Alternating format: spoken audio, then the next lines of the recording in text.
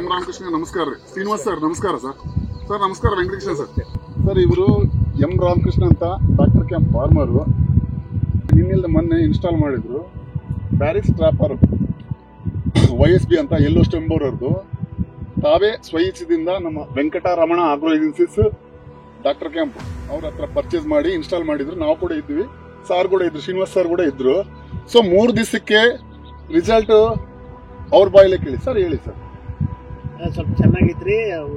ನಮ್ಮ ಹೆಸರು ಏನಂದ್ರಿ ಸರ್? ಎಂ ರಾಮಕೃಷ್ಣ. ಹೌದು ಸರ್. ಹೆಂಗಿದೆ ಸರ್? ಬೇಯಿಸಿದಿರಿ ಹುಳ ಬಿದ್ದವ್ರು, ಅದ್ರಾಗ ರೆಕ್ಕಿ ಹುಳ. ಎಷ್ಟು ಇಟ್ಟಿದ್ರಿ ಸರ್ ಟ್ಯಾಪ್ಸ್? 5 ಇಟ್ಟಿದ್ರು. ನಿಮ್ ಬೆಳೆ ಎಷ್ಟು ದಿವಸದ ಇದೆ ಸರ್? ಈಗ 42-43 ದಿವಸದ. Okay sir.